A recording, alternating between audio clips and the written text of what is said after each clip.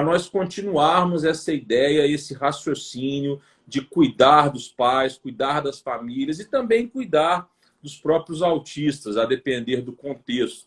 Aliás, foi por isso que eu e Nelson começamos a bater papo, a trocar ideias. Estávamos numa reunião no Clubhouse, que é um novo aplicativo. Eu não me lembro exatamente o tema dessa reunião, mas essa reunião era voltada para alguma coisa de autismo, com certeza.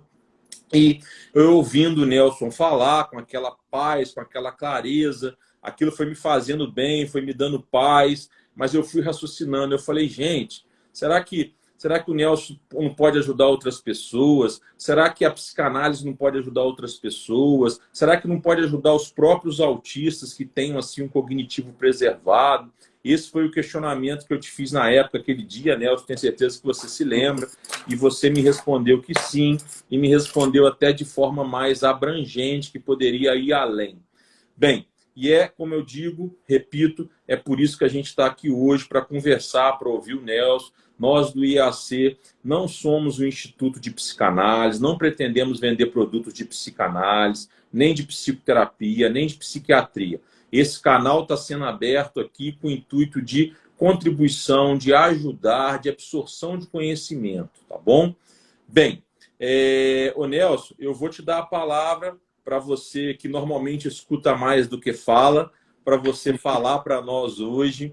E se eu sentir necessidade de fazer alguma ponderação, algum questionamento, eu vou pedir licença e vou fazê-lo sem cortar o seu raciocínio, se você me permitir que a logística seja assim, que o nosso bate-papo seja assim. Se você, por acaso, vê algum comentário aí também que você queira responder, queira ponderar, você pode também, o raciocínio é todo seu. Tá? Uhum. Se quiser me fazer algum questionamento também durante o seu raciocínio, tá bom? Nós vamos fluindo naturalmente, como foram as outras lives, conforme eu te disse que seria. E aí, se você também quiser se apresentar, falar da sua formação, falar do seu trabalho, de onde você é, eu acho isso bem legal, as pessoas gostam de saber, tá bom? Bem, Tá joia, Nelson, Diogo. a bola é sua. Obrigado. Aí você fica à vontade, a casa é sua. Então, literalmente em casa, né? Então, eu sou aqui de São Paulo. Eu nasci, cresci, eu fiquei só alguns anos fora, morei no exterior. Voltei fazem 3 anos. Mas fora isso, sempre morei na capital. Morou onde? Eu moro Não, fora morou do onde lá Brasil, fora? em Londres. Ah, legal. Meus filhos e a minha neta ainda estão lá. Minha neta nasceu lá. Mês de junho agora ela faz 7 anos. Estou ficando velho, Diogo. Estou ficando velho. Legal. Esse mês eu faço 56. 56. 56. Não parece, né? Esse rostinho Não. de 25, mas eu tenho 56. Eu ia dizer 35. Obrigado, obrigado. Então, a minha jornada, Diogo, é bem, não sei se é diferente, mas eu me formei na década de 80 em mecânica de precisão e fui trabalhar na indústria, focado na área de qualidade, que dentro das áreas que eu podia atuar, a qualidade é o que chamou mais atenção. Então, eu sempre trabalhei na área de qualidade. Foi passando o tempo, tal, eu me formei, me graduei em administração de empresas, depois eu fiz MBA em administração e em qualidade também. Fiz seminário, depois fiz mestrado em teologia, focado na parte de aconselhamento. Eu atuei, comecei no ano 2000, né, eu dava aconselhamento em igreja, ajudava as pessoas que procuravam lá, né, o nosso local. E eu vi que faltava alguma coisa na minha vida, né? E sabe aqueles momentos que nós temos de dificuldade, aqueles desertos que nós passamos? Eu passei por um deserto muito grande, dentre muitos na minha vida, que eu tive que tomar uma decisão. Eu sempre fui contra a saúde mental, falava em psicólogo, psiquiatra, eu fugia. Eu não falava mal, mas eu dava uma recuada. Psicanálise eu nem sabia que existia na época. E nesse momento da minha vida, eu tive que tomar uma decisão. Ou eu pulava no buraco de depressão, ou eu ia para frente e tocava a minha vida. Eu acho que você também já deve ter passado por isso. São momentos que nós temos que decidir. E eu decidi, eu vou para frente. E comecei a fazer uma tal de terapia. Na época, com um psicólogo, com um viés psicanalítico. E aí eu conheci a psicanálise. E fui estudar psicanálise. Né? Estudo até hoje. E a psicanálise eu vi que mudou a minha vida. Desde então, eu continuo estudando diversas coisas, ainda focado em psicanálise. Montei um canal no Instagram que chama Minha Terapia Diária e um podcast que é o Psi Papo.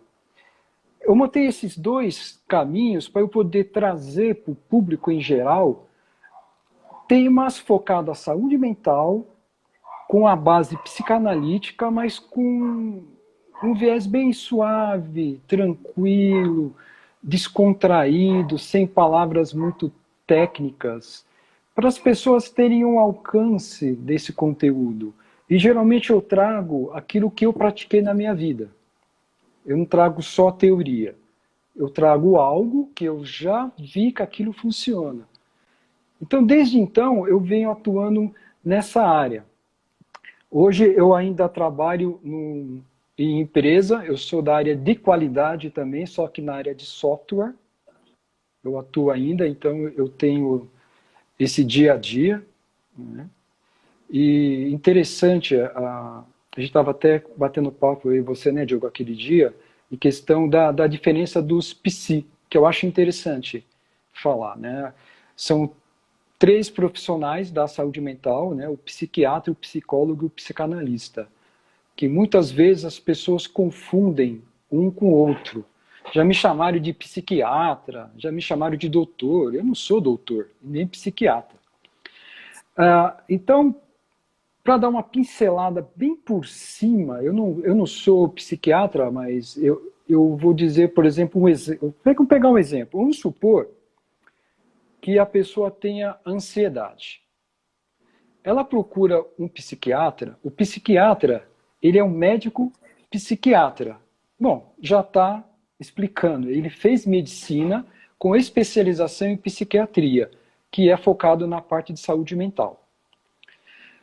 Esse profissional, ele vai tratar o paciente que está com ansiedade com medicamento. Ele, dos 3, é o único que pode dar o diagnóstico de ansiedade e dizer que você tem aquela patologia. E ele vai passar medicamentos para que você tenha um controle dessa ansiedade.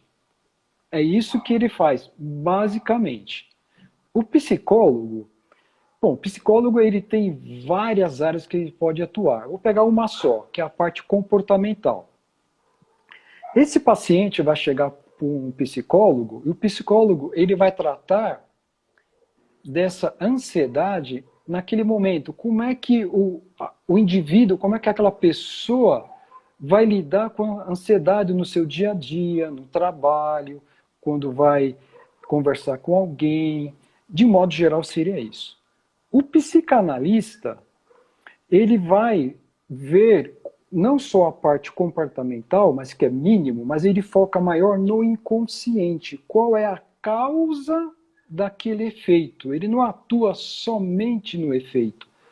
Né? Atua um pouquinho, mas o forte seria a causa.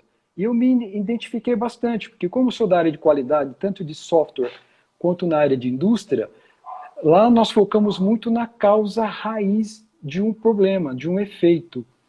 Porque se você vai e trata só o efeito, a tendência é aquilo ter uma reocorrência. Se você pega a causa e trata aquela causa, o que vai acontecer? Provavelmente você vai evitar que aquilo volte a acontecer. Entrando um pouquinho na parte teórica, mas bem suave, a nossa psique, ela é dividida em três partes. É como se fosse um iceberg, que é a figura que a gente mais usa.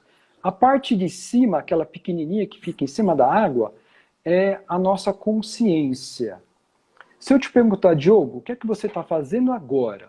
A sua consciência vai falar assim, eu estou ouvindo você falar, eu estou conversando com você. A parte de baixo da água, logo embaixo, é o pré-consciente. Isso a gente vê na visão de Freud, tá? O pré-consciente seria mais ou menos assim. Diogo, o que é que você comeu na ceia de Natal de 2017? Você vai parar, você vai pensar.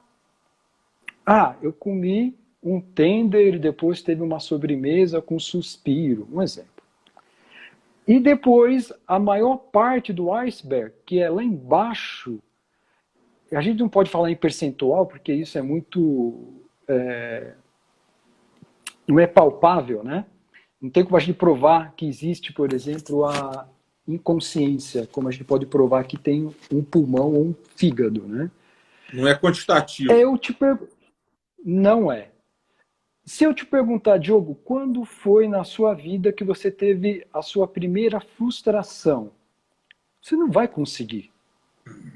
De repente, vai ser aquele momento que você nasceu, virou assim do lado, assim, buscando o peito da sua mãe e não encontrou e você ficou frustrado. De repente foi aquele momento, de repente foi outro.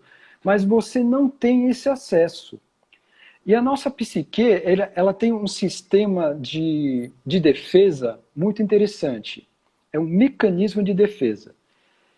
Ele pega alguns traumas, alguns momentos que nós tivemos na nossa vida, ele pega aquilo, ele recalca ou reprime num canto da psique chamado inconsciente, para que você não sofra com aquilo que você passou. Aquilo que está lá no inconsciente, você não sabe que está lá. Você nem sabe que existe. Mas isso não quer dizer que não existe e que não está influenciando no seu comportamento agora, nesse exato momento, quando você está ouvindo o que eu estou falando. Então, esse é um detalhe. A psicanálise, nas sessões, a gente vai fazendo perguntas, a gente fala que nós somos o arqueólogo do inconsciente. Nós vamos fazendo perguntas e vamos vendo o conteúdo daquela pessoa e levamos a pessoa a ter o entendimento, o autoconhecimento daquele momento, por exemplo, que afetou ela na vida e gerou aquela ansiedade.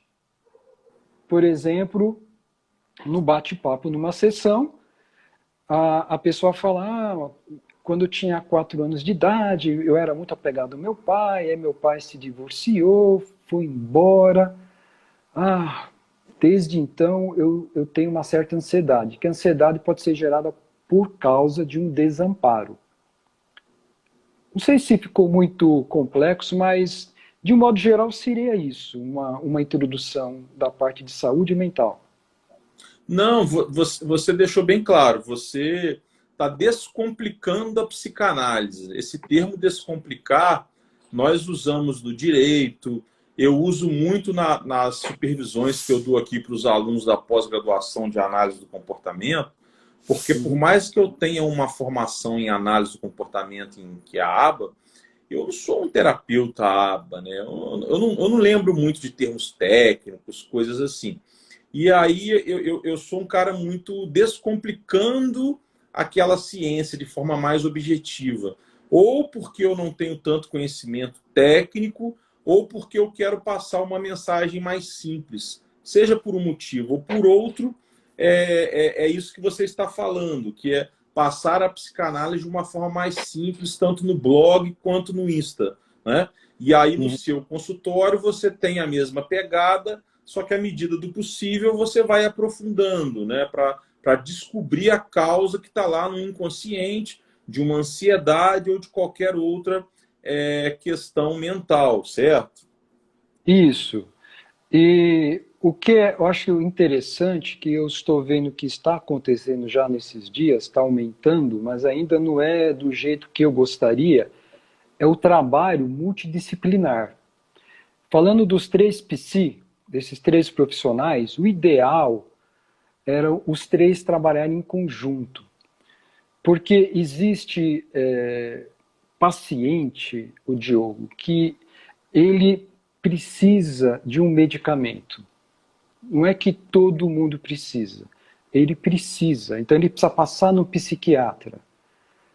Eu já cheguei a falar com o paciente, eu sugeri que a pessoa procurasse um psiquiatra, que é bom tanto para o paciente quanto para mim, porque eu preciso saber se aquele comportamento que a pessoa está trazendo no setting psicanalítico, se é um mecanismo de defesa na hora que eu estou questionando certos conteúdos dessa pessoa, ou se é um problema psiquiátrico, que ela precisa ser tratada com medicamento, com acompanhamento do profissional da área de psiquiatria.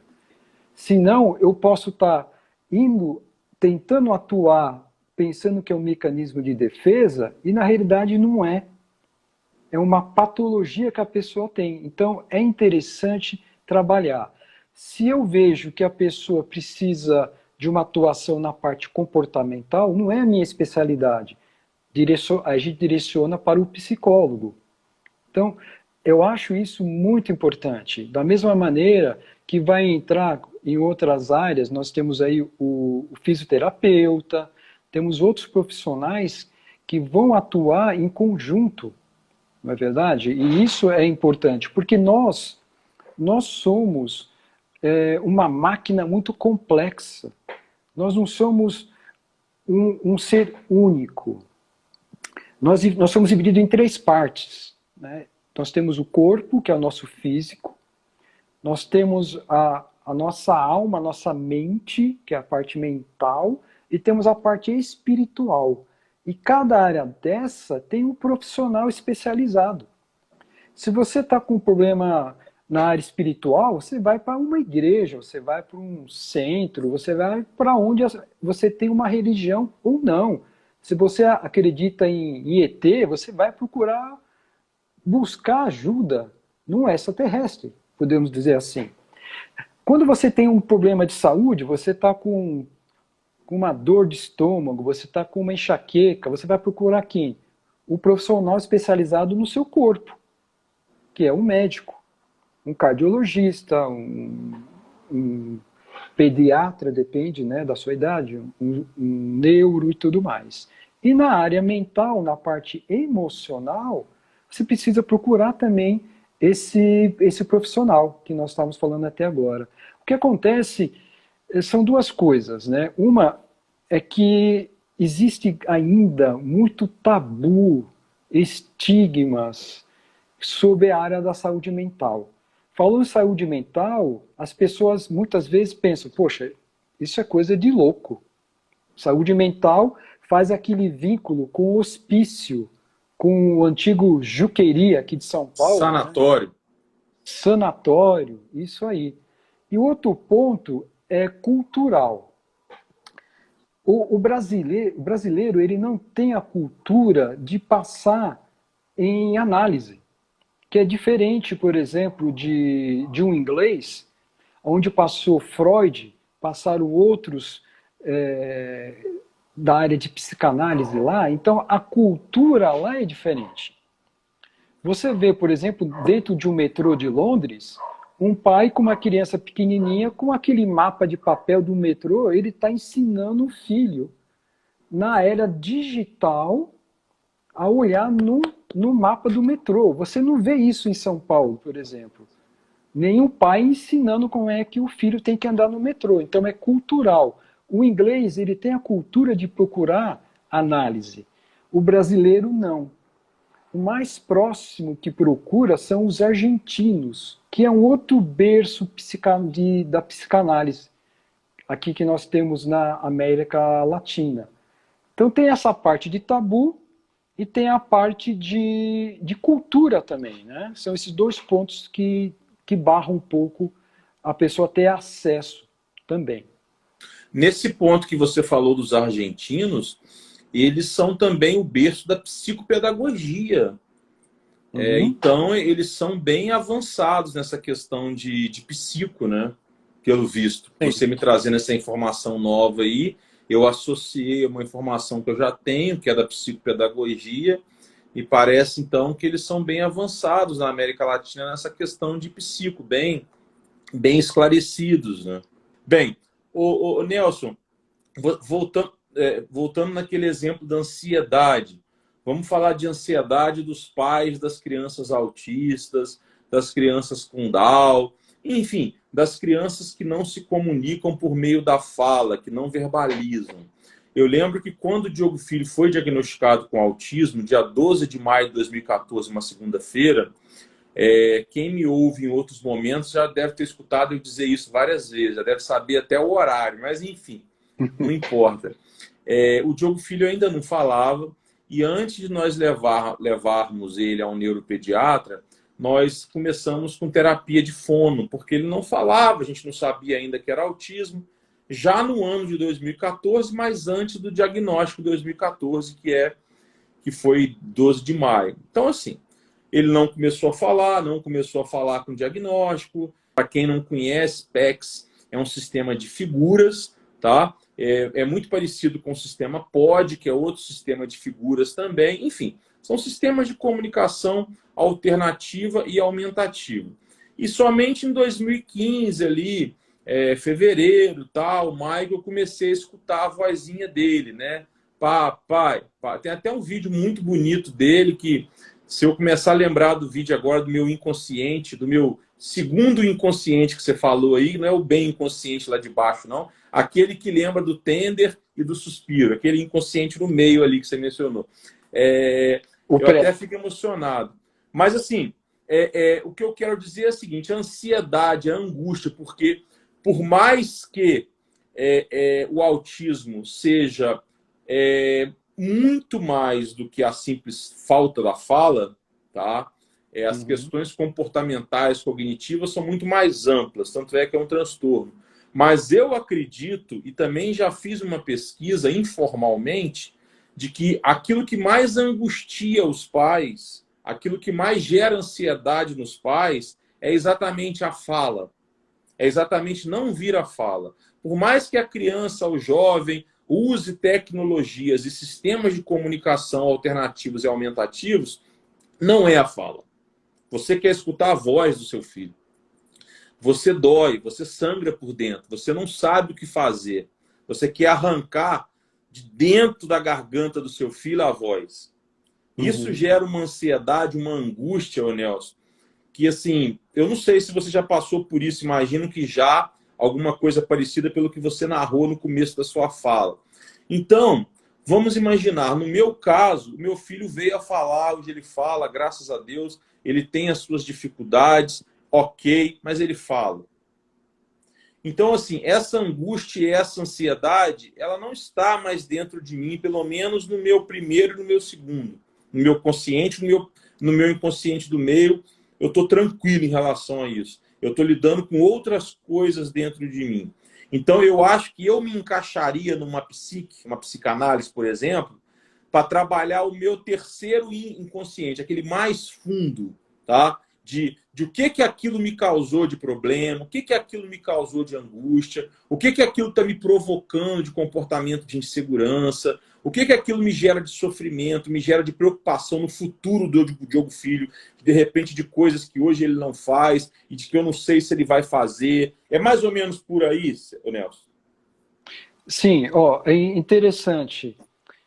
Você marcou tanto você que você sabe até o dia da semana do dia que foi dado o diagnóstico. Eu já ouvi você em outra live e você fala a mesma coisa. Isso foi uma coisa marcante para você. É tão marcante que você teve a repetição de falar isso. Isso pode estar impactando em alguma coisa, por exemplo, em você. A questão que eu vejo, Diogo, eu vou contar um exemplo que eu passei, uma experiência minha, para ver se eu consigo te trazer um exemplo nisso que você está falando, na questão de ansiedade. Há uns 25 anos atrás, 25 a 30 anos atrás, eu via pessoas no ônibus surdas se comunicando. E aquilo era algo desconhecido para mim. E para o ser humano, o que é desconhecido assusta. Ele tem um medo daquele desconhecido. E eu olhava meio assim de lado, né? Porque eu não entendia aquilo lá. E muitos deles ficam... um negócio assim que, para quem não está acostumado, é meio assustador. Uhum. Quando o ser humano tem esse medo do desconhecido, ele pode agir de algumas maneiras. Uma, ele, diante do medo, ele paralisa. O outro, ele age muito. E uma outra opção, ele agride por causa do medo. Né? Os animais também irracionais, eles agem mais ou menos dessa mesma linha. Uhum. Bom, enfim, eu achei interessante e eu fui trabalhar com surdos. Na época, aprendi a linguagem dos surdos, e é uma coisa interessante falar, que muitas vezes a pessoa acha que todo surdo é mudo, mas não é. Ele não fala porque ele não escuta. Nós só conseguimos falar porque nós escutamos a nossa fala. E eu fui aprendendo. E o que eu percebi, Diogo? Uma coisa interessante, que quando eu estava do lado de fora, do mundo do surdo, eu não tinha a mínima ideia. É um outro mundo. Não é por mais que ele esteja vivendo do meu lado, ele tem um outro mundo, um mundo dele, que eu não faço parte daquele mundo. Por isso que eu não entendo. E eu fui entrar nesse mundo. A gente não consegue entrar porque, nesse exemplo, eu não sou surdo. Né? Eu tentei entrar ao máximo, eu tinha até bate-papo que eu tinha com eles, e quando eu falava que eu era ouvinte, o surdo nem acreditava. Então eu já estava bem envolvido, né, em questão de diálogo, de cultura. O surdo, por exemplo, ele é muito sensível ao toque. A gente chega e faz assim: e aí, Diogo, tudo bem? Se você fizer isso aqui, você praticamente quase mata o camarada. Né? Você tem que dar um toque de leve. Ele é sensível ao toque. E essas coisas eu fui aprendendo quando eu entrei um pouco no mundo deles. E isso é interessante porque quando você fala de um autista, de alguém que tem síndrome de Down, ou qualquer outra síndrome, a gente tem que pensar, a primeira coisa é isso. Eles estão, por mais que estejam do nosso lado, eles têm algumas coisas particulares que a gente precisa tentar entender para poder assimilar. Eu estava vendo um vídeo hoje, peguei um trechinho no YouTube que fala sobre o autismo, explicando como é que era. E um dos trechos, ele fala, é um vídeo em desenho muito bacana. Ele fala que a gente tem que perceber, porque alguns momentos, você deve saber muito melhor do que eu, você olha para a criança, para aquele jovem, e você pensa que ele está confortável, porque você está confortável naquele ambiente e naquela situação. Mas ele não está. Às vezes por causa de uma cor, por causa de um som, por causa de uma luz, algo que a gente passa despercebido.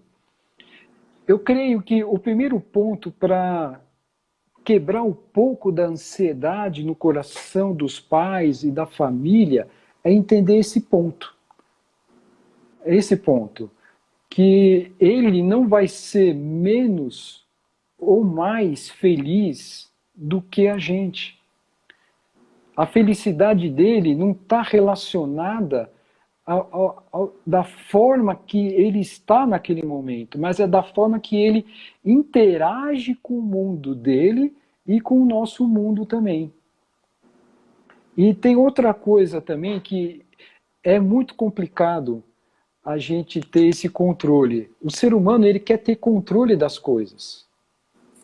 Só que nós não temos controle. E isso gera uma ansiedade e uma angústia muito grande. Você falou, poxa, eu quero ver meu filho falar. Mas você não tem controle disso. Você não pode apertar um botão e ele começa a falar. Quantas vezes nós não falamos coisa que não devíamos?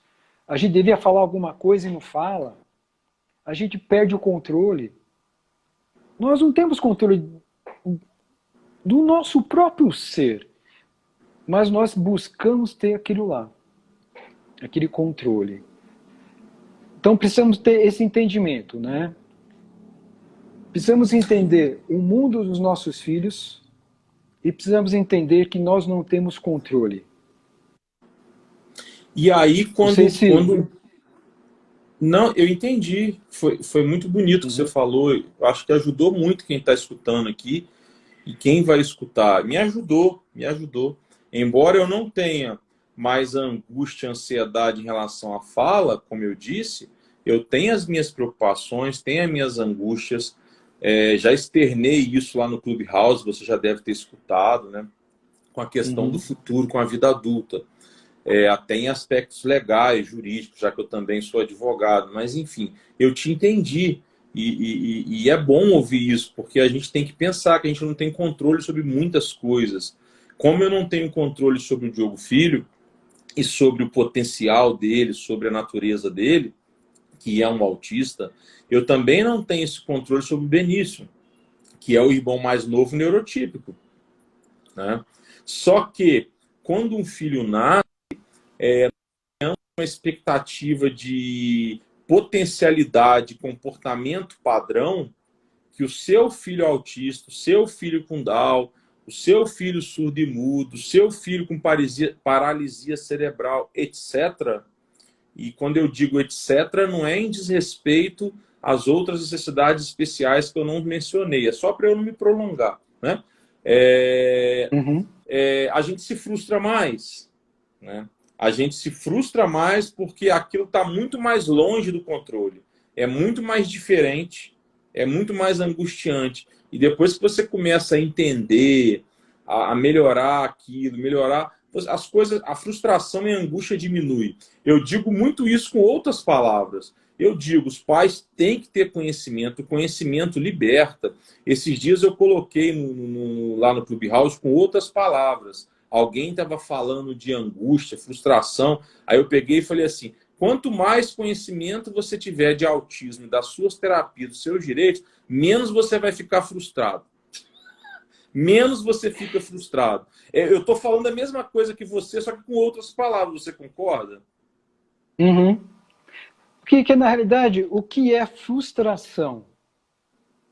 O que é frustração? A frustração é a diferença da sua expectativa e daquilo que você alcançou.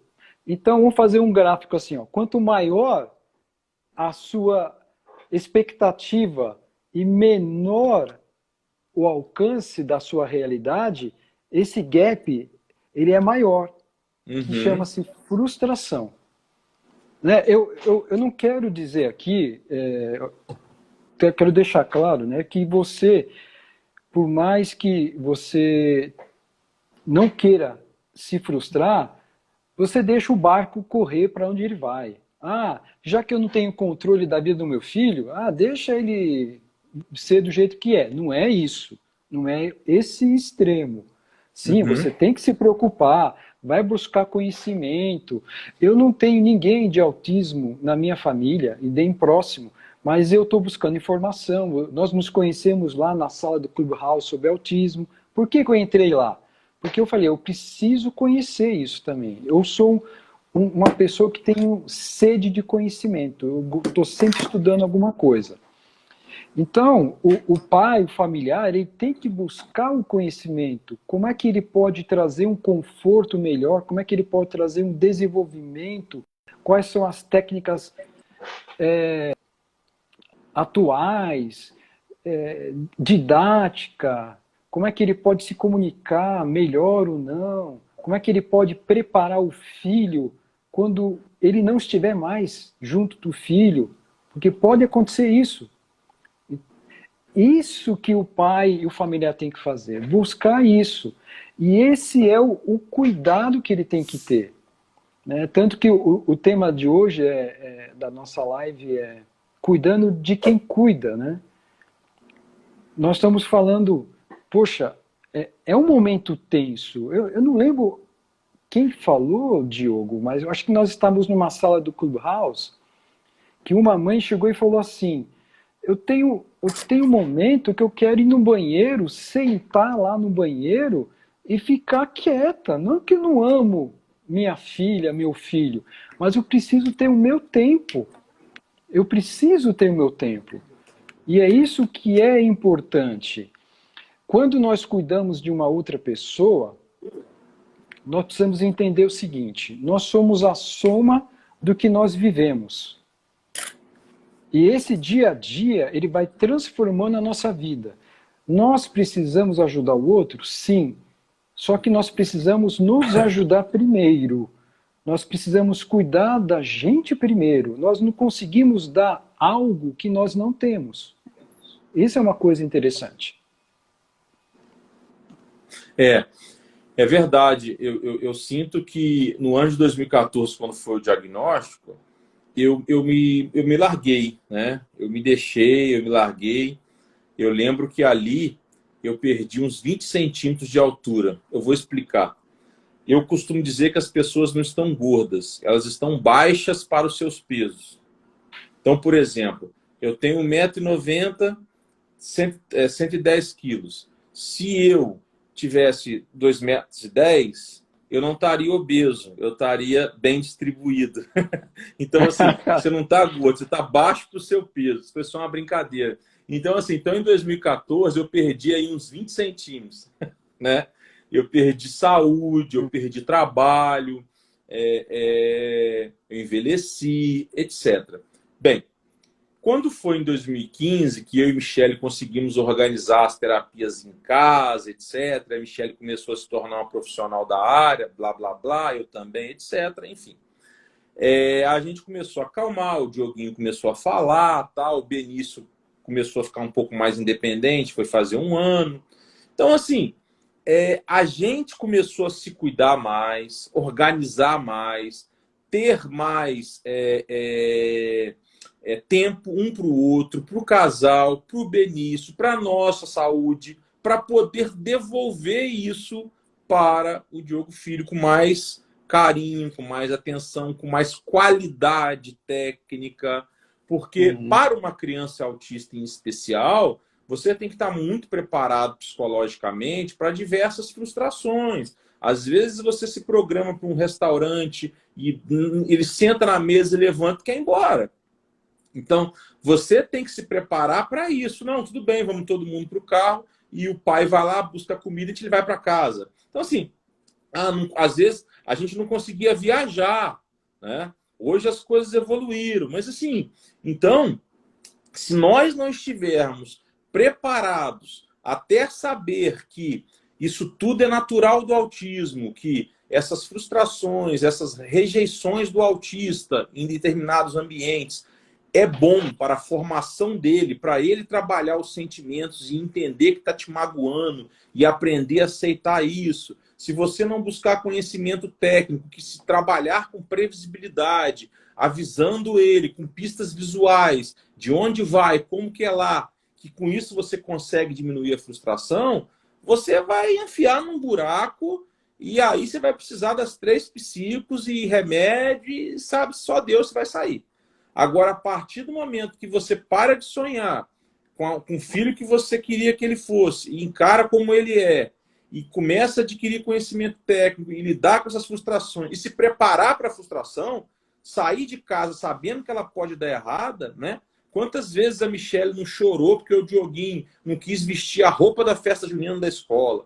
No outro ano, chorou porque o Dioguinho não quis dançar a festa junina. Aí no outro ano já chorou porque ele dançou. Então, assim, se você estuda tecnicamente outros casos, conversa com profissionais, você sabe que isso tem um processo de evolução, você sabe como lidar, como diminuir isso, como levar para o seu terapeuta esses problemas e aquilo que incomodou, não é? Uhum.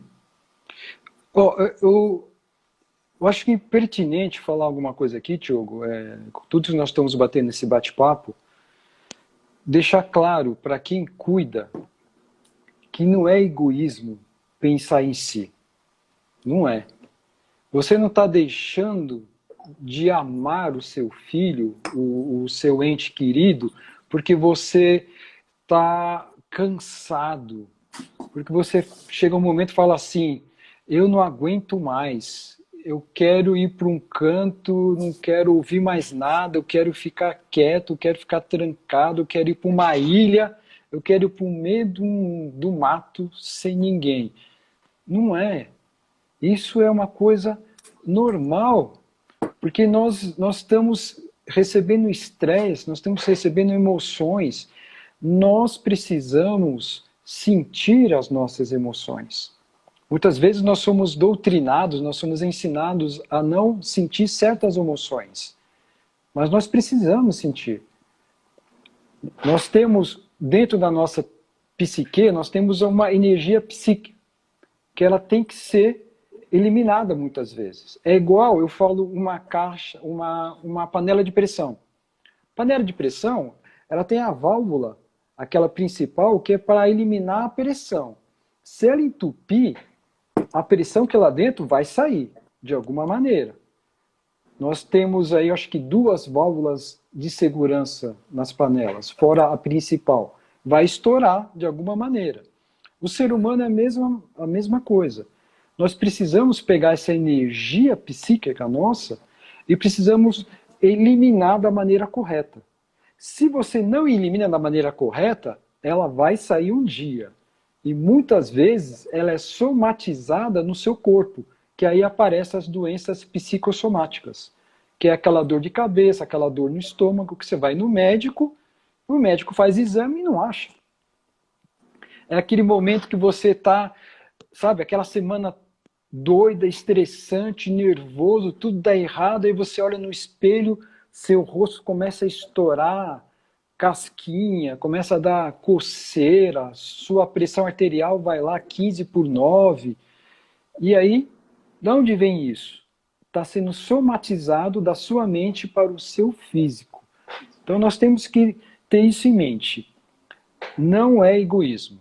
Você está dizendo que você ama para o seu filho quando você fala que você está cuidando de você também. E nós temos que viver essas emoções. Não tem como a gente... Eu acho que muitas vezes a primeira fase, não sei como é que foi você, Diogo, mas geralmente a primeira fase é negar. Não pode ser. Não pode ser.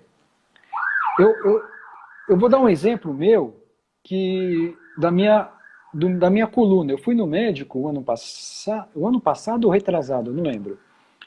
Estava com dor nas costas já por muitos anos e o médico foi lá, fiz uma toma, ele olhou, o ortopedista, você está com hérnia de disco na L tal, com L tal, com a C tal.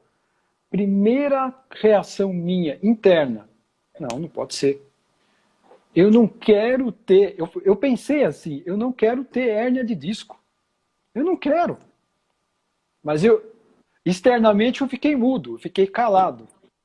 Depois eu tive que voltar numa outra consulta porque eu fiquei em choque e eu não consegui perguntar o que eu queria. Eu tive que voltar para fazer perguntas. Eu estou falando de uma hérnia de disco.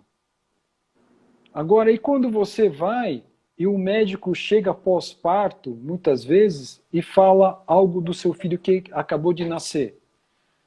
Ou no seu caso, que você sabe o dia, o mês, o ano, o dia da semana, você sabe o horário também ou não? Sei. Sabe o horário. Olha como marcou a sua vida. Eu não sei se você, na hora, você fez que nem eu. Não aceito isso. Mas muitas vezes a pessoa passa por isso. E isso não é errado, faz parte do processo que você vai ter. Você tem que assimilar, porque é algo que você não estava esperando. Eu não fui no ortopedista, eu vou lá porque eu estou esperando um diagnóstico ruim. Não, eu vou lá esperando o melhor. Você vai esperando o melhor do seu filho também. Não que ele não seja o melhor hoje, não é? Uhum. Não, eu entendi. Aqui em casa, eu não posso falar pela Michelle, mas eu posso dizer o que eu acho que aconteceu, inclusive em relação a ela. Eu não posso afirmar, mas eu posso, porque a gente já conversou sobre isso, mas a gente nunca foi conclusivo. Enfim, antes do diagnóstico, ela falou, a gente levou ele no otorrino, tal, problema de audição, etc. Eu acho que isso é muito comum, inclusive. E quando a gente saiu do otorrino, que o otorrino me mandou procurar um neuropediatra, eu apertei o otorrino. Eu falei, pra quê? Ele tá com algum problema na cabeça? Tá com câncer? Eu pensei em câncer, né? Neoplasia maligna. E aí o otorrino desviou a conversa, saímos de lá, a Michelle olhou para mim e falou, já ouviu falar de autismo? Aí eu peguei e falei, não, nunca ouvi. Isso foi dia 9 de maio, uma sexta-feira. Eu falei, não. Aí, beleza. Aí a Michelle estudando já, lendo sobre isso e tal, e eu fiquei com aquilo na cabeça. Aquele final de semana foi um luto, né? Mas quando a gente saiu do consultório, que o médico disse que era, eu aceitei na hora. E comecei a sofrer na hora, e aceitei na hora, e me desabei na hora. A Michelle estava grávida do Benício, teve dificuldade. Aí na terça-feira a gente confirmou com a psiquiatra. Mas eu acho que a Michelle, como estava estudando muito, eu já aceitei logo de cara e já fui pronto para a guerra. Sofri, mas fui do luto para a luta muito rápido. Com muita angústia da fala, ainda tenho muita angústia de não saber o que vai ser dele enquanto adulto, mas fui do luto para a luta. Agora, a Michelle, por estar estudando, a interpretação que eu faço dela é que ela teve aí uns 20 ou 30 dias entre o diagnóstico dia 12 de maio, a confirmação dia 13 de maio e a ida a São Paulo, que nós fomos a ir a São Paulo e consultamos com mais 2 médicos aí. Eu acho que entre esse período de 20, 30 dias, ela estava com esperança de não ser autismo, porque ela começou a estudar, ela começou a entender que o transtorno é muito amplo, que podiam ser outros atrasos, mas que não chegassem a ser autismo. Não que a gente esteja falando de autismo de forma pejorativa, nada disso. É porque isso angustia, isso preocupa o futuro da gente, não é? Não é que a gente não ache o nosso filho perfeito, não ame, não é isso. O nosso problema é e quando não estivermos aqui, tá? A questão é só essa, mais nenhuma, tá? Então, a Michelle, eu acho que lidou com isso dessa maneira. E aí, quando lá em São Paulo bateu o martelo, eu vi que ela mudou a fisionomia, mudou a postura, etc, plá, plá, plá. E aí a gente voltou para Goiânia, poucos dias depois, assim, 20 e poucos dias depois, o Benício nasceu 40 dias antes, quer dizer. Então, ela não conseguiu nem segurar o Benício, que estava vindo numa gravidez saudável. Então, eu aqui em casa, eu acho que foi mais ou menos assim.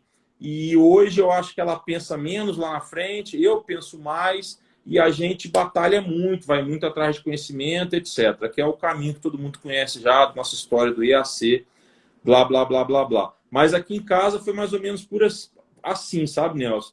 E eu vejo muitas pessoas, muitas famílias, muitos pais, em todos os lugares, né? Ainda sofrendo muito. Ouço pais falando de filhos já adultos, de crianças com 2, 3 anos, sofrendo muito ainda e buscando pouco conhecimento, se cuidando pouco, fazendo pouco tecnicamente pela criança nas estimulações do dia a dia. E é isso que me preocupa, sabe? Vendo os pais não aceitarem completamente, sofrerem muito, não fazerem estimulações no dia a dia com mais qualidade técnica, não é substituir profissional, não é isso. Mas dá para melhorar, sempre dá para melhorar. E não se cuidando. E é por isso que eu acho que esses pais, essas famílias precisam tanto de ajuda, sabe, Nelson? Diogo, eu sei, mas eu vou trazer algo para você. Eu vi que você tem uma certa angústia de poder ajudar as pessoas, e as pessoas não estarem buscando conhecimento para poder estar lidando com os filhos melhores. Eu tenho uma certa angústia, mas em questão de ajudar as pessoas na parte de saúde mental. Eu vou trazer uma coisa meia dura, mas é fato. Existe 2 pontos. Primeiro, nem todo mundo quer ajuda. Esse é uma coisa que nós temos que ter ciência disso. Nós queremos ajudar, mas às vezes a pessoa não quer ajuda. consciente ou inconsciente. E segundo ponto, é o tempo da pessoa, não do nosso tempo. Se você pegar um ovo de galinha, e se ele for quebrado de fora para dentro, você mata o pintinho. Mas quando esse ovo é quebrado de dentro para fora, gera uma vida. O que quer dizer isso? Tem que ser no tempo certo. É o pintinho que vai ter o tempo certo para ele quebrar e sair. Infelizmente, se eu posso dizer assim, é assim que funciona. Eu já passei, eu já sofri muito, sabe, de ver pessoas, eu falo, poxa, eu sei como ajudar, eu sei a teoria, eu sei a prática, eu já vivi isso, eu posso tirar a pessoa desse buraco, mas a pessoa não quer naquele momento. E é uma coisa triste, mas é uma realidade e que nós precisamos entender isso. Dentro do possível, eu não estou falando para desistir, eu estou sempre falando, tanto que eu fiz o Instagram, eu fiz o podcast, de alguma maneira atingir alguém, porque tem que ser no tempo da pessoa, tem que ser. Entendi.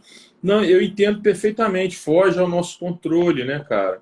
Mas é porque, assim, dentro do autismo, na verdade, para qualquer criança, questão de desenvolvimento infantil, quanto mais precoce você estimular, seja um autista, um Down, um neurotípico, quanto mais cedo ele aprender, vou falar em bom português, quanto mais cedo ele aprender a andar de bicicleta, melhor ele vai andar. Então, quanto mais cedo você estimular, quanto mais cedo os pais aceitarem e começarem as estimulações, cada um dentro da sua realidade, dentro da sua condição financeira, dentro do seu contexto, etc., melhor vai ser para a criança. Então, assim, isso me angustia muito, porque, tecnicamente, nós sabemos que cada dia a menos de estimulação é menos dia de desenvolvimento, é menos dia de... é menos independência. Você entende? Assim, não é como um adulto que, às vezes, você pode dar um prazo para ele de 6 ou um ano para ele sair do buraco, só monitorar isso, ele não vai colocar a vida dele em risco. Para uma criança no desenvolvimento infantil, esse tempo é muito precioso. Eu não estou dizendo que não é para o adulto, porque o tempo não para, a vida não volta. Mas para a criança, qualquer segundo que você perde de estimulação, e aí por culpa dos pais que não buscam ajuda, que não buscam se informar, é menos autonomia e menos desenvolvimento para ela. E isso que me gera muita angústia, entendeu, Nelson? Entendo. É menos chances de vitórias, pequenas vitórias lá na frente, porque você não semeou aqui e você não consegue colher lá. E passou a época da semeadura. Pois é. Mas, Diogo, eu queria trazer também aqui como que o pai, o cuidador, a família, pode estar cuidando dele para poder estar cuidando melhor do seu filho, do seu pai, daquela pessoa que ele está cuidando, né, do seu dia a dia. Eu falei já bastante coisa, mas eu acho que é pertinente falar mais algumas coisinhas aqui. Cada um, como eu falei que cada um tem o seu tempo, cada um tem o seu limite. Nós temos que conhecer um dos nossos limites. Você deu exemplo, como é que foi a sua reação, da Michele. Vocês dois são pais, né? O pai e a mãe, mas vocês tiveram reações diferentes. Se você tivesse um irmão gêmeo e passasse os dois pela mesma situação, provavelmente iriam ter reações diferentes, porque nós somos indivíduos, né? E nós recebemos estímulos externos iguais, mas de formas diferentes. Precisamos, então, conhecer os nossos limites. Para quê? Para não passar do limite, senão a corda estoura. Nesse momento, você conhecendo o seu limite, você como pai, a Michele, por exemplo, posso pegar vocês de exemplo, né? A Michele conhecendo os limites dela, e vocês tendo uma comunicação, conversando, você pode chegar e falar assim, Michele, já estou no meu limite. Você sabe que é isso, isso, isso. Pega aqui um pouco e toca esse negócio que eu preciso de um tempo. Então você tem um equilíbrio melhor e vocês têm um entrosamento melhor como família também, como casal, que eu vejo que muitos acabam se divorciando logo após sair um diagnóstico, vai passando, não é só isso, mas tem vários motivos, né? Tem pessoa que não aceita e vai embora mesmo, né? Então tem esse ponto. Entender também que nem sempre você vai dar conta de algo. Nós não somos o super-homem e a Mulher Maravilha. Nós somos seres humanos. Tem coisa que eu não dou conta. Se eu não dou conta, eu passo para quem consegue dar conta. Então precisa entender isso. Nós não temos que resolver tudo. Nós precisamos pedir ajuda? Precisamos. Então, pedir ajuda não é sinal de fraqueza. Pelo contrário. Você está sendo forte e admitindo que você precisa de ajuda. Que você não é o ser humano que sabe de tudo. Então nós precisamos entender isso também. Se cuidar, nós temos que cuidar da nossa saúde. Né? Tanto física quanto mental, que uma está ligada na outra. E ter o seu tempo. A nossa mente, eu falo que tem uma bateria que ela tem que ser carregada. Você vai no seu dia a dia, vai fazendo as suas atividades, né? Família, como marido, como pai, como profissional, como amigo, como filho, como irmão. E isso vai desgastando a carga da sua bateria emocional. E você tem que dar uma carga nela. Como é que você dá uma carga nela? Tendo o seu tempo. Aí depende, né? Eu, por exemplo, pego, apesar que faz tempo que eu não faço isso, eu pego minha gaita de boca, vou lá, vou tocando alguma coisa, vou lá na minha hortinha que eu montei, tiro os matinhos, vejo se está tudo bem. É um tempo meu. Outra coisa que eu faço também que me ajuda, eu não estou falando que isso é regra, vai funcionar para todo mundo, cada um tem a sua particularidade. Eu vou tomar banho, é um momento que eu fecho os olhos, lá eu tomo um banho de olho fechado, eu paro assim às vezes, eu deixo a água cair na minha cabeça. Sabe? Eu quero sentir a água cair na minha cabeça, no meu corpo, não quero pensar em ninguém. Não quero pensar em família, não quero pensar em paciente, em emprego, na sociedade, eu não quero pensar na minha horta, eu não quero pensar em nada. Eu quero ficar lá e sentir a água caindo de mim, e eu fico lá quieto. De olho fechado, eu pego o shampoo, eu até sei onde está shampoo, condicionador, sabonete, de tanto fazer isso de olho fechado, eu até sei. Isso me traz um refrigério, porque eu estou tendo um tempo meu, sou eu. É um bate-papo que eu tenho comigo muitas vezes. É um tempo que é eu com o Nelson. É um papo cabeça. Não quero mais ninguém perto de mim. E isso me carrega, essa bateria, ela vem e carrega. Então nós temos que ter isso em mente, que temos tempo para tudo, temos tempos para agir e temos tempos para ficar sozinho sem fazer nada. Temos aí também que ter um momento de aliviar nosso estresse, que pode ser exercício físico, meditação, uma leitura de um livro, um filme, namorar, vai dar uns beijos, beijar na boca é muito bom, cara. Vai beijar muito na boca, vai abraçar, eu gosto de abraçar, cheirar, eu tenho esse negócio de ficar cheirando, aí eu fico cheirando, aí o cheiro dela fica tudo no meu bigode, aí eu fico depois assim, ó. Isso é coisa, ó, tô revelando coisa particular aqui, hein? Aí eu fico cheirando aqui, ó, o cheiro, é uma coisa, isso me refrigera. Aí você vai, tem que ter um alimento saudável, parar de ficar comendo só fritura, sabe? Muito açúcar. Eu demorei, sabe quanto tempo para eu tirar o açúcar do café? Meu pai sempre falou. Ele me chama de Nelsinho, porque eu sou o Júnior, né? Nunca ninguém me chamou de Júnior, me chama de Nelsinho. Ele falava assim, Nelsinho, café com açúcar você não está tomando café, você está tomando açúcar. E eu tentei tirar o açúcar 4 vezes, não consegui. Na última vez eu consegui, eu demorei acho que 6 a 8 meses, eu fui tirando aos poucos. Hoje eu tomo café puro sem açúcar. A Michelle também. Né? Então, o açúcar faz mal, o sal, muito sal faz mal, a alimentação saudável faz bem para a sua saúde mental também, que vai refletir no seu corpo.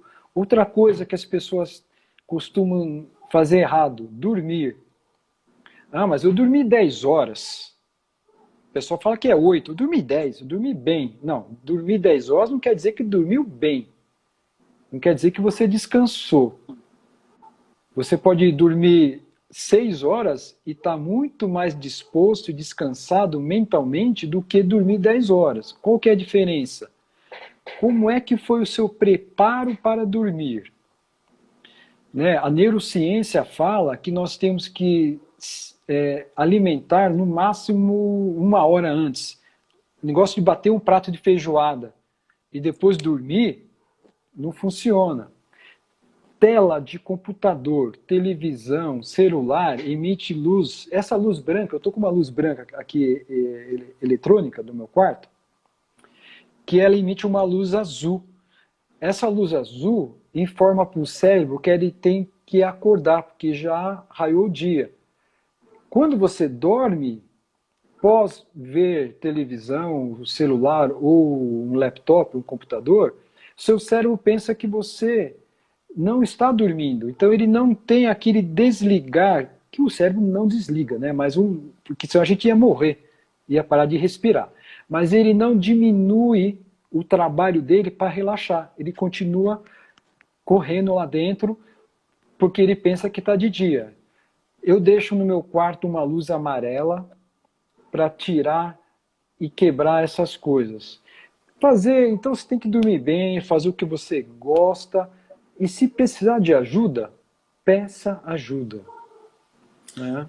Ô Nelson, e como que a gente, eu concordo com tudo que você disse, e como que a gente alcança dentro da psicanálise, assim, é óbvio que cada caso é um caso, né, mas bem por cima, como que você alcança aquele terceiro subconsciente lá, a maior parte do iceberg, para tratar, para melhorar, para ajudar? Como que você alcança algum sentimento ruim da pessoa que está lá e ajuda ela?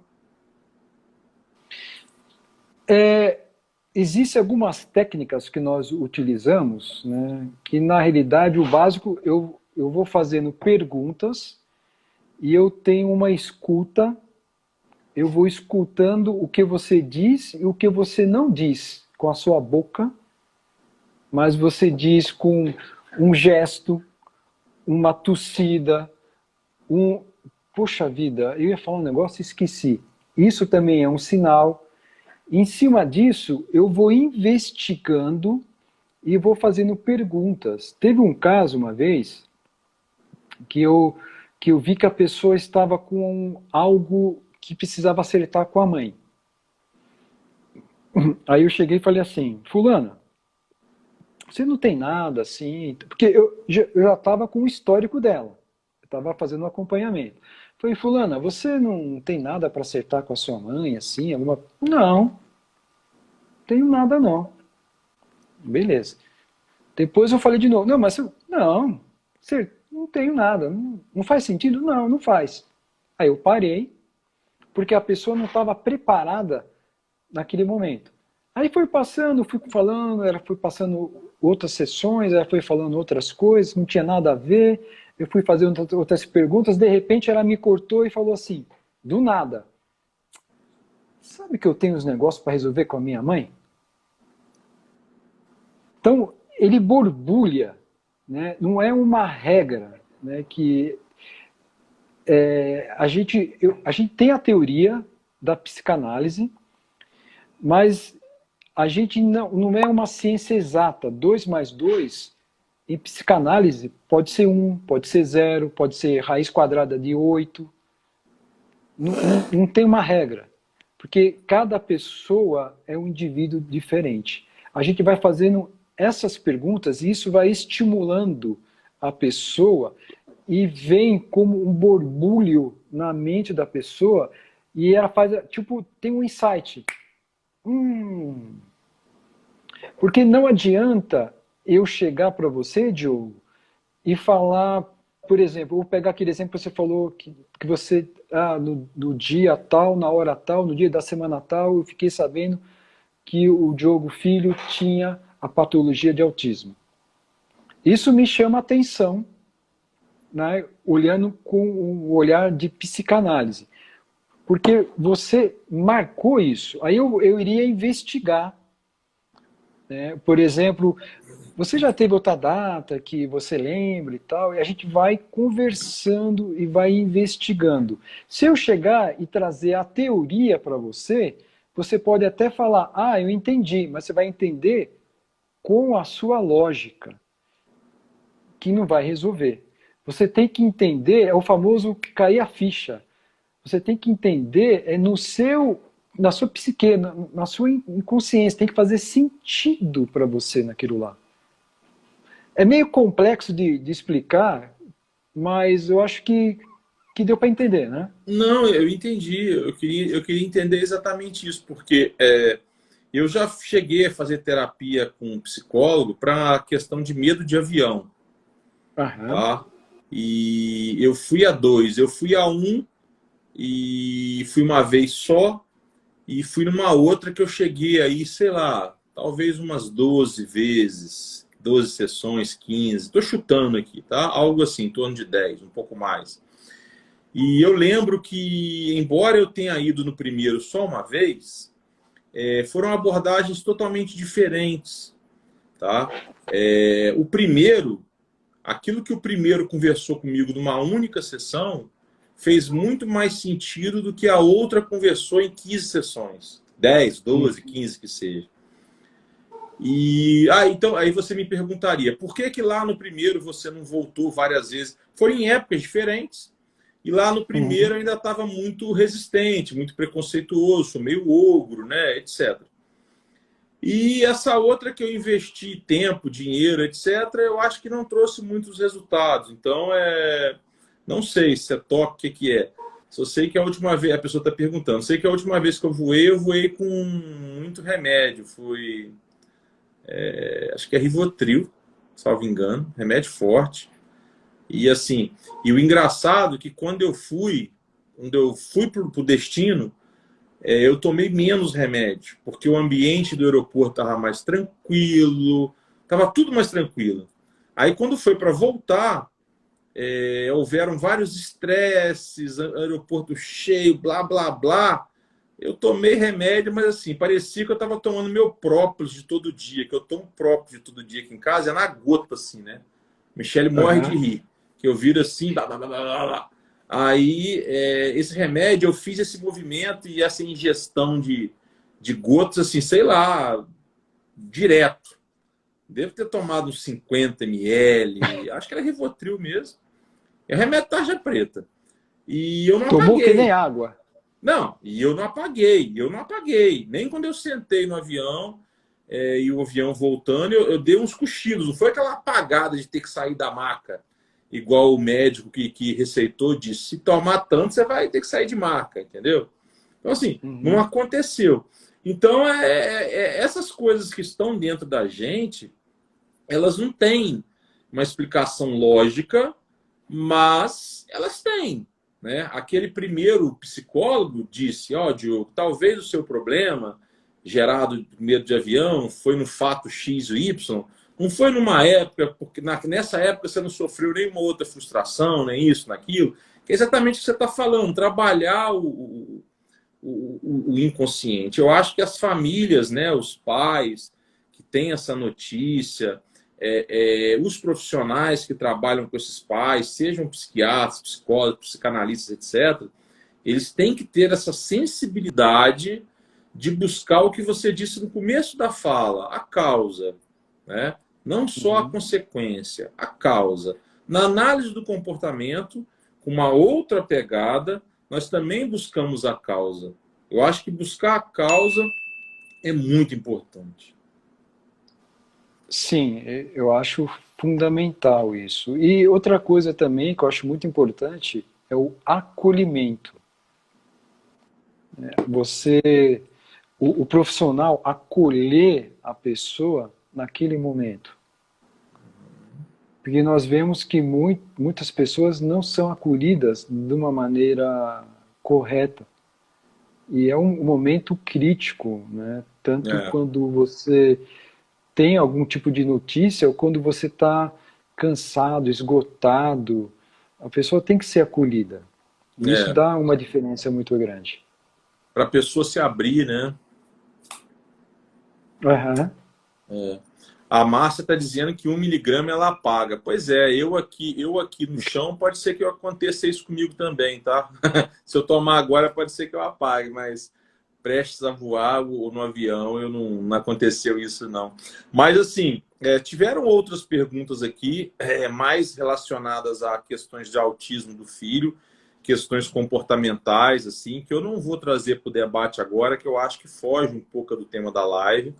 Aí eu me coloco à disposição lá no meu Instagram, Diogo Muito Além do Direito. Aí entra em contato comigo lá. O Nelson também está à disposição, né, Nelson? Lá no...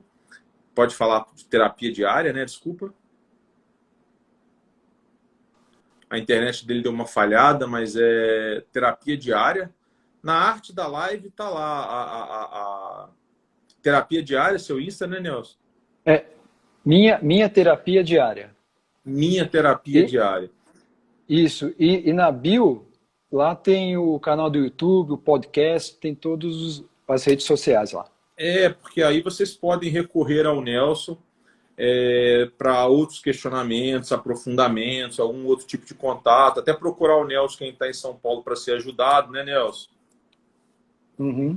A psicanálise pode ser online, Nelson? Cara, hoje tudo é online, né?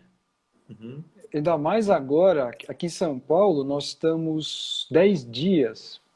Não sei se você está sabendo, o prefeito puxou 3, se não me engano, acho que são 3 feriados desse ano e 2 do ano que vem. Colocou na semana, são 10 dias. Apesar que eu estou trabalhando normal, são 10 dias fechado, porque está muito complicado aqui. Está contaminando tudo. E hoje em dia, com a tecnologia, é muito fácil, né? Tanto é que nós estamos batendo um papo, nós estamos em 2 estados bem distantes e eu tenho pessoas que me seguem dos Estados Unidos, da Angola, do Reino Unido, de outros países também, Portugal. Então nós temos essa facilidade, né? Eu creio que tem um lado positivo e o lado negativo, né? O lado negativo é que eu, por exemplo, atendendo você, eu estou vendo do seu peito para cima. Eu não consigo fazer análise do seu corpo para baixo. Eu não sei se, por exemplo, você está com o seu pezinho batendo assim, ó, que eu já ia observar alguma coisa. Mas nós temos o lado positivo, né? Que quando que a gente poderia se encontrar, eu e você? Você em Goiânia e eu em São Paulo? Talvez nunca. Então, é bom a gente ter essa facilidade. Assim, eu quero te dizer, Nelson, que eu achei muito legal o nosso bate-papo, foi dentro do que eu esperava, não esperava nada diferente. Aquela primeira vez que a gente se conheceu lá no Clubhouse, eu gostei muito da sua fala. Então, assim, você pode ver que nós conhecemos muitas pessoas lá no Clubhouse, eu também, você também, pessoas em comuns. E não saio por aí fazendo convite, bater papo com as pessoas, não. Eu fiz o convite para a Juliana, nós falamos de síndrome de Down no dia 21, e fiz para você. É óbvio que eu tenho outras lives, assim, mas não tem nada a ver com pessoas que eu conheci no Clubhouse. Então, como eu disse, a live do dia Uhum. 4 é com um psiquiatra que é meu amigo de infância. A live do dia 7 é com uma psicóloga que é aluna do IAC. A gente se conhece há 3 anos. Ela mora aqui em Goiânia também. Ela tem um filho autista adulto. A gente fala muito, eu, ela e a Michelle. Então, assim, a gente, quando traz uma pessoa aqui para dentro da nossa casa, para o IAC, nós não gostamos de errar. E eu não estou falando nem de capacidade técnica, não é isso não. De não errar no julgamento positivo da pessoa, de saber que a pessoa, de uma forma ou de outra, vai contribuir, vai falar a nossa língua, que é a língua da informação, de fazer o bem, mesmo que esteja fora da análise do comportamento, né? E eu te digo, eu não errei, tá? Tenho certeza que eu não errei. Tenho certeza que eu acertei. Quero repetir, pessoal, quem quiser falar mais sobre autismo, eu tenho visto muitos comentários aí. Fique à vontade, vai lá no Diogo, muito além do direito, me chama lá, vamos conversar lá. Lá, se precisar, eu dou e-mail, dou WhatsApp, a gente conversa, tá? Diogo, muito além do direito. Ou aqui no Insta da Michelle mesmo, mas no Insta da Michelle é mais congestionado, tá bom? E se precisar falar com o Nelson, segue lá, Minha Terapia Diária. Acertei agora, né, Nelson? Certo, é isso aí. E aí, lá você conversa com o Nelson, se informa melhor sobre de que forma ele pode te ajudar com a psicanálise, ou se ele entender, como eu vi, é uma pessoa muito ética, ele vai dizer, não, eu não posso te ajudar agora, o seu momento agora é com psicólogo, o seu momento agora é com psiquiatra, etc. Né? Whatever, tanto faz, não importa. O que importa é que vocês tenham confiança de que vocês estão diante de dois profissionais éticos e acessíveis, tá? Para dar continuidade nessa ajuda que vocês tiveram hoje. Mais uma vez eu agradeço a todos que participaram, que nos prestigiaram, que se privaram aí de descanso, convívio familiar, para escutar esse bate-papo meu com o Nelson aqui. Ô Nelson, você quer contribuir com mais alguma coisa? Quer falar alguma coisa? Quero sim, eu quero te agradecer. Foi uma grande oportunidade. Eu me senti honrado pelo seu convite. Eu sei que quando você convida, você eu falo a gente, quando a gente convida alguém para falar algo, é um risco de trazer uma pessoa errada, né? Então, que bom que a gente pôde se entender, brigadão mesmo, fico à disposição de você, da sua família, do IAC, de todos que precisarem, que estão nos ouvindo agora. É só chamar. De repente eu não consigo responder no mesmo dia, na mesma hora, que tem vezes que não gosto de estar no corre-corre, mas eu sempre respondo sem problema nenhum. Só chamar que a gente está aqui. A intenção, acho que minha e sua, lá no fundo, é ajudar.